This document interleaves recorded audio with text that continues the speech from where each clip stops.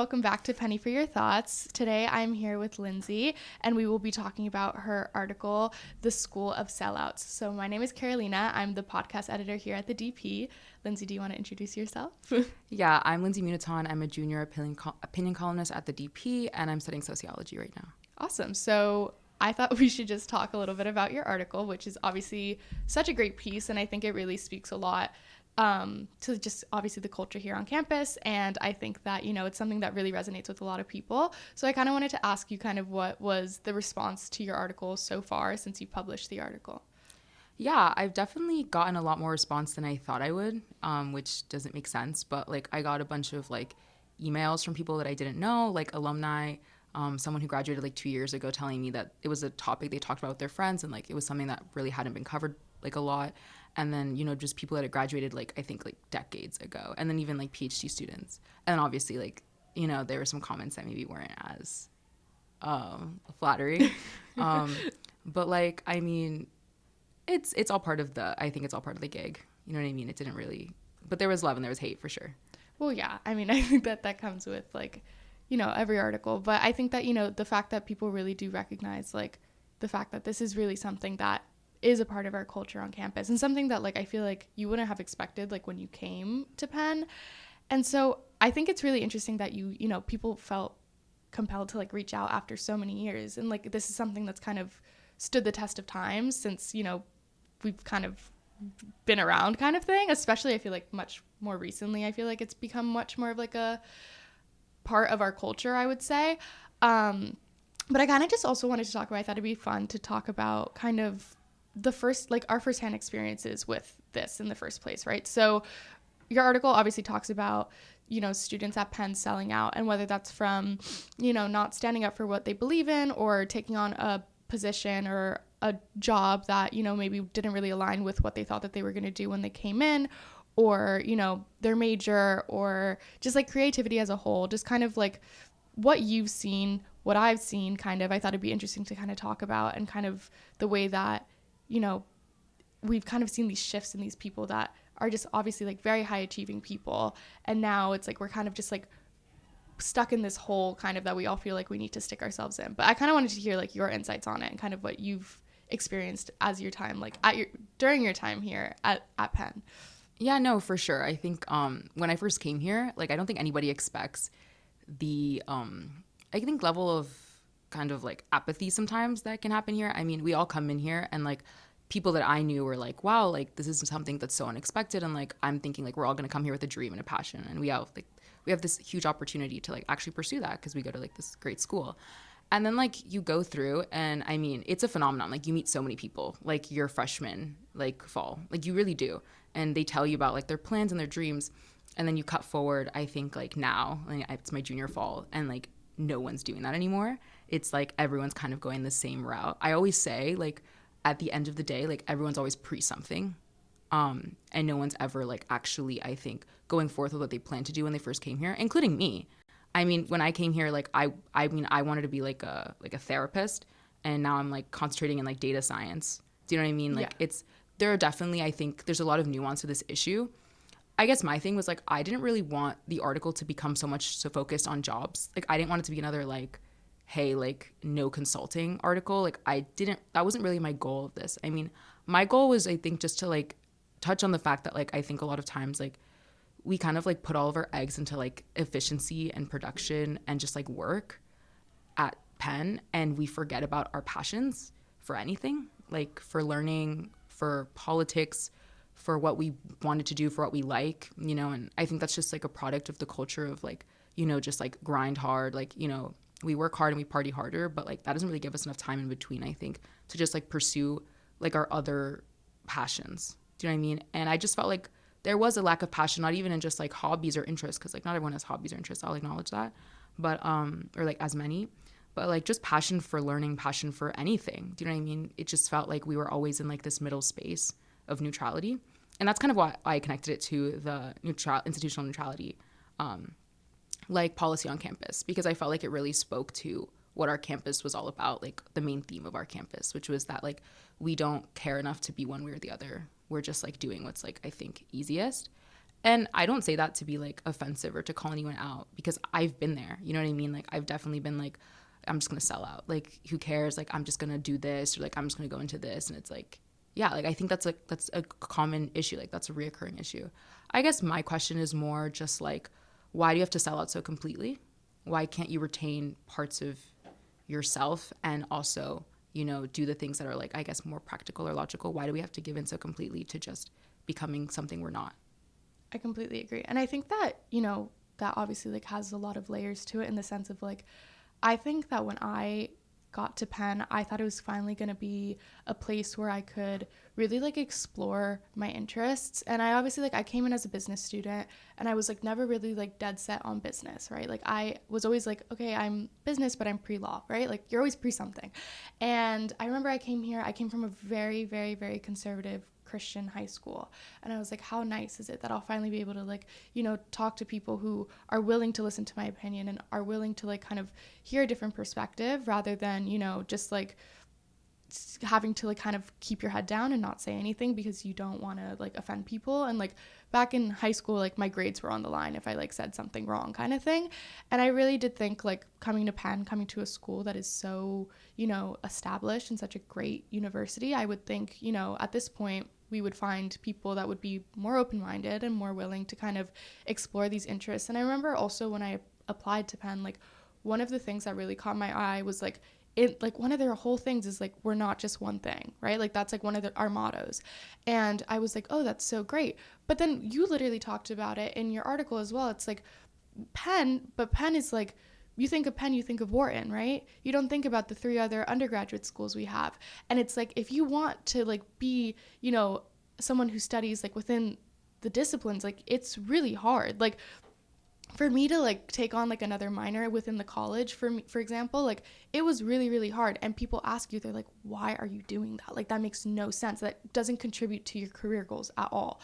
And it was like, no, not necessarily, but like considering the fact that I was pre-law for a long time, and I still might end up going to law school, like I'm not sure, but it was like this expectation of like, well, now you're in Wharton, so everything you do has to be within Wharton, right? And it's like, okay, so what if I don't want to do investment banking? I mean, and that's kind of ironic because I am doing investment banking, but like, what if I didn't want to do it, right? Like I came in thinking I was going to do it, so like in that sense I would say like it wasn't like a big change. But like I think that people kind of have like this misconception of like, just because, you know, you want to you want to take on this goal of investment banking or consulting or whatever, like that means also that you're closed off, right? So like I think in that sense it's kind of interesting to me, because it's like you don't want to like expand your horizons, when I feel like, you know, being a well-rounded person is also going to serve you so much better in whatever you decide to kind of sell out to, right? Like, so I think like in that sense, I think it's really interesting that like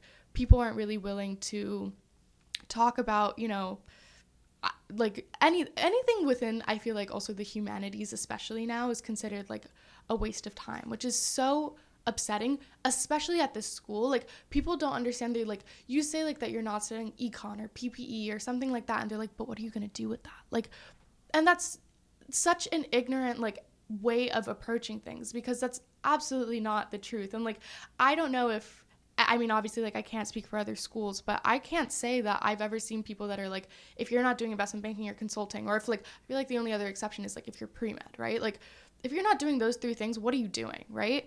And it's like, why am I being like forced into this? And like, why do I feel silly and like stupid for saying like, oh, but like I really love the humanities and I think that that's where I actually thrive. And like, but I didn't really have the opportunity because like, you say that you're going to transfer out of Wharton and everyone's like, what is wrong with you, you know? So I think that that's been like a really interesting thing.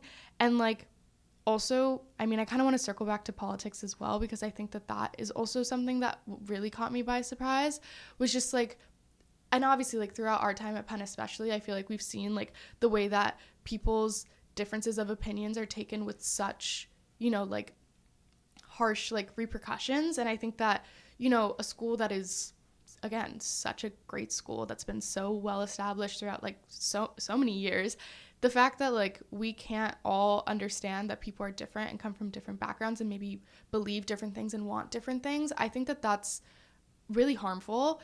And now it's like you have to be neutral at all times, because you say the one wrong thing to the wrong person and it's like the world comes crumbling down type of thing. You know, it's like you're all of a sudden like you get canceled, or you are like all of a sudden you like are like seen as like the person who like wants X, like, you know what I mean? Like that wants bad for like another group. And that's not necessarily the case. It's just like you genuinely just like have these thoughts and opinions that you have formed, and like that's no longer allowed, I feel like, you know?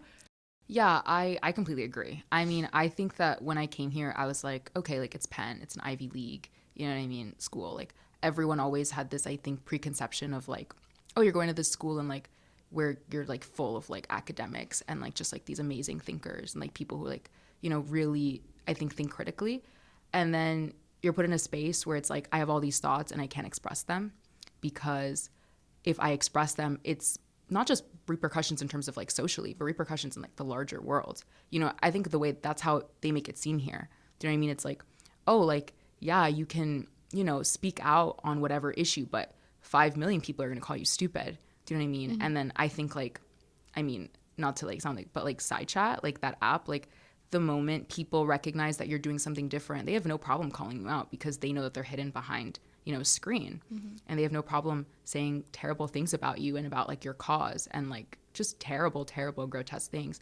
And I remember thinking like when I was in class, like I had never really been the type of person to like hesitate to mention something for, like even make a joke. Like obviously like we know like there have been like these political events like recently, and like I feel like people are just scared to talk about them. And I'm like, but why? Mm-hmm. Like we're here to like have discussions, we're here to have arguments, we're here to have debates. Yeah. Do you know what I mean? And like obviously not all of our lives are like politics, but like even like going back to your issue of like interdisciplinary studies at like Penn, I think that like it's extremely hard to just do what you want and also something that you feel like is more practical. Like I think it's hard to mix those things together. And I mean, yeah, like I mean, my argument was not against like consulting in general. Do you know what I mean? Like if that's an environment that you feel like you thrive in and like you like it and that's something you enjoy, by all means go for it. But it's just so surprising to me that at least like 75 to 80% of the people I know that didn't start out as consulting end up in consulting or investment banking or business. And I'm like, that shouldn't be the default. Like it's okay to find something that's not completely within like the realm of like what everyone else is doing. And that just speaks like to, I think, to a large level of conformity here, where people like, either way, I feel like the main issue is neutrality, but also at the same time, it's conformity. You know, it's like this fear to like be different. Mm-hmm. And I remember talking to this friend once and she was like, you know, something that's so interesting is like, I feel like the reason people can tell I'm different here, or like I don't come from a similar background, is because like I let them know I care about things. And everyone just has like this political correctness facade all the time, of like not saying these things that are like controversial, or like not saying these things that like maybe it's like, have you ever heard like the two oak opinion? Mm-hmm. Like saying those things because it's like, oh, like why do you care that much? Right. You know, and even in our classes, you know, like you'll drop a class because you think like it's, even if you find it interesting, just because like, oh, it's too much work. But like, when are you gonna get like, where do you get your happiness from? Like, where do you get like a level of satisfaction? Right. Work is one thing, but your life is another. Your humanity is just as much a part of you as like your work life. And I think here it's just kind of this expectation that like your work life defines your life. Your productivity, your networking, your connections, like they define your life. But where I come from, like small town, like that just wasn't the case, you know, like, and I don't know, it was just something that's so weird when I came here, because I thought that this was one of those schools where like you can just be like, well, as you were saying, like you come from a place where like maybe you can't always reveal everything you want to say, and like, but it's not different, it's not any different here. And I mean, if that can happen at this school, like, you know what I mean? Like, yeah. who's to say where else it can happen? Do you know what I mean? I think 100% I agree with you. And I think that also a lot of it comes from, you know, like the default, like, or instinctual thing that we have is like just like security, right? So like I think like people here, because of the fact that like it's so like pushed on us, like that people genuinely think that the only way to get a 6-figure job out of college is to be in consulting or investment banking, or like be at some startup, because that's the way that, you know, like the school has like pushed it towards us, right? And I think that it's like you want that security and you want that like blanket kind of, but it's like that doesn't, like, you can approach other ways of like like if financial success is what you want, trust me, there are a gajillion different ways of getting there, and it's like sacrificing your own, like what you love and like what you actually care about, like dropping classes because it's too much work or because it doesn't align with what you like think you need to do, like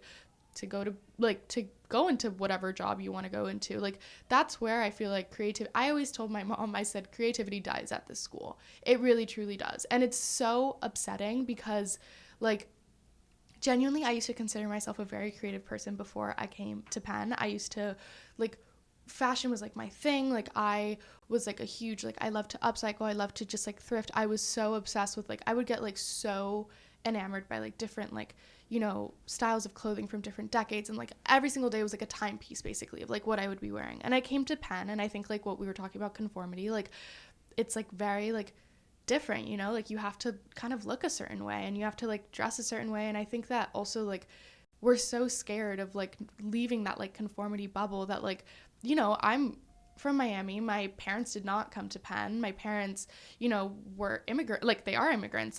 Like I came from people who like didn't have like the background that a lot of people here had. And I was like, why am I going to make myself stand out even more? Like when I'm already kind of different amongst other people, like, and I'm so thankful that I'm here, you know? And I think that, you know, it speaks a lot to like, just like, you know, the fact that like my parents genuinely like didn't have anything when they came to the United States. And now like I'm here sitting at the University of Pennsylvania, studying at Wharton Business School. Like that is such like a huge thing. And I feel like for me, I wanted to be like, well, why would I just like waste this education on just learning about like this one thing when I could kind of like spread it out and like learn more and become a more educated person and like kind of like not break the cycle, I would say, because like my parents are like very like, you know, like they've kind of like got out of like, you know, their countries. Like my dad's from Cuba, my mom was from Colombia. Like they left their countries, like they came from like obviously like worse situations and came to the States. And I think that they obviously like made a life for themselves here. But, you know, like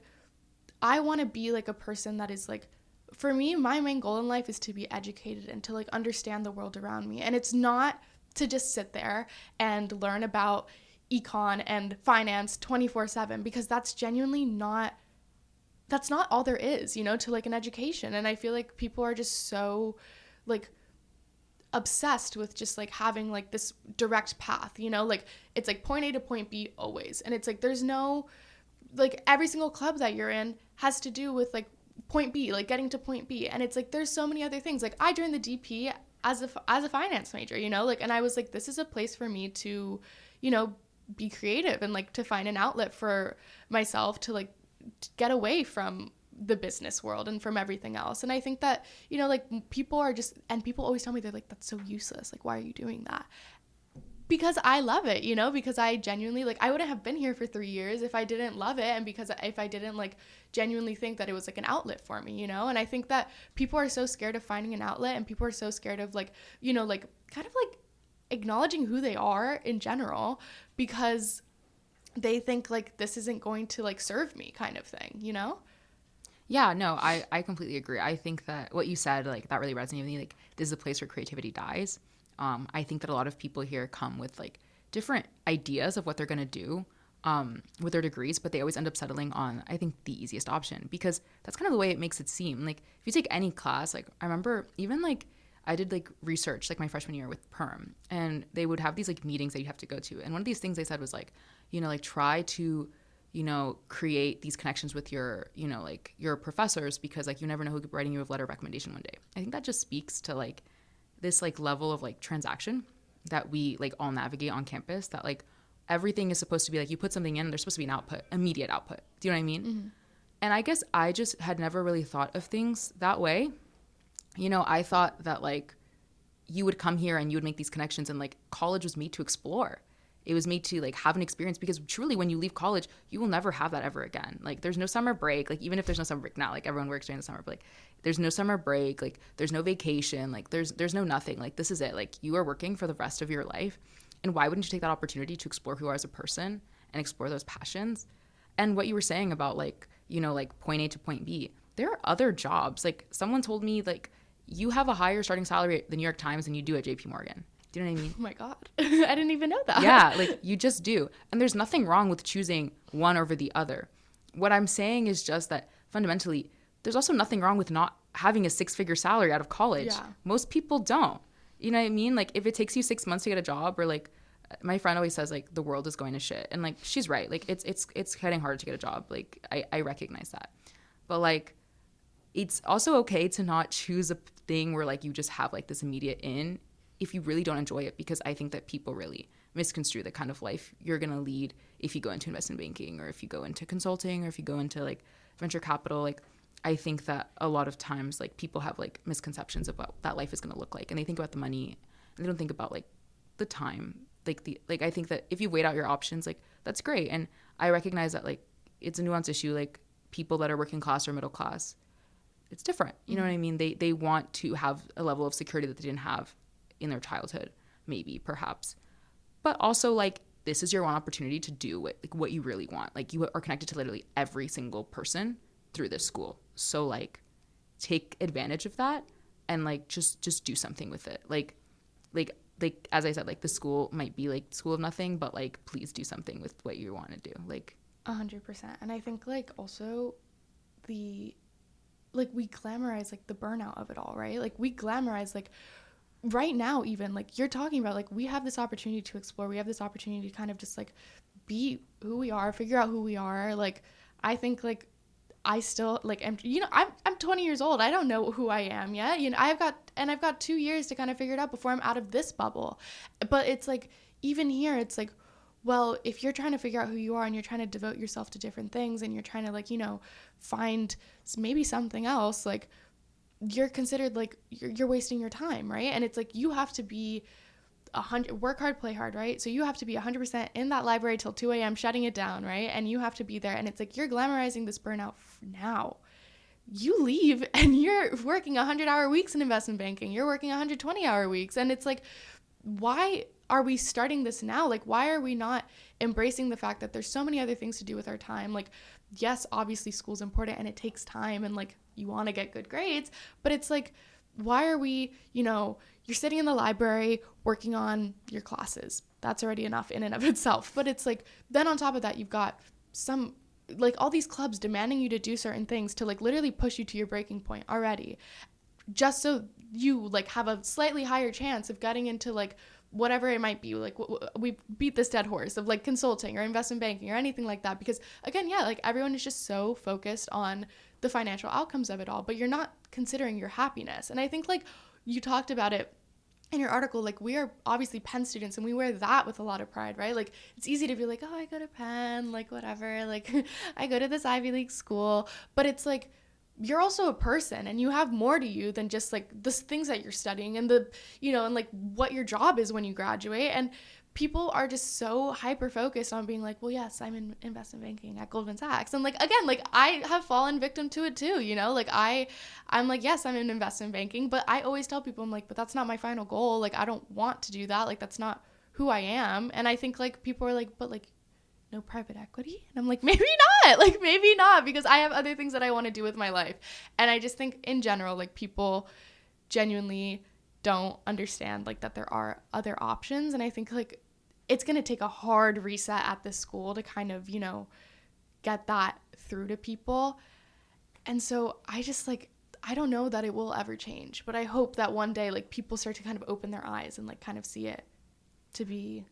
I think it will change. Yeah. I think it'll change the moment you enter the world and maybe you don't like what you're doing. Mm-hmm. I think people always say that, like, maybe my opinion is naive because it's like, oh, like, well, why aren't you being pragmatic? I'm like, no, like, let's be realistic. Like, you are a human being. You lead life with feelings. If you're working 120-hour weeks, you might not end up liking it. Do you know what I mean? And, like, if you don't explore yourself right now, you might end up miserable. And so I just think, like, there's something very pragmatic about saying, hey, like, think about, like, what you want to do, and, like, let's not be so led by, like, what we should be doing and do what we think we want to do. Mm-hmm. Do you know what I mean? And yeah, totally. And I think that's, like, a great, like, place to kind of wrap up our episode. I think that it's been so great talking to you and kind of, you know, discussing this. And I kind of hope for the future for all of us that we kind of just see, like, you know, a different way and a different, like, and when we get slapped in the face by the real world, that we see that there is a different way and that there is other things, you know, to kind of, that are in, like, our lives that, like, you know, make life worth whatever we think it's worth living, you know? But thank you so much for coming on this podcast for this week. And thank you guys for listening, and we will be back soon.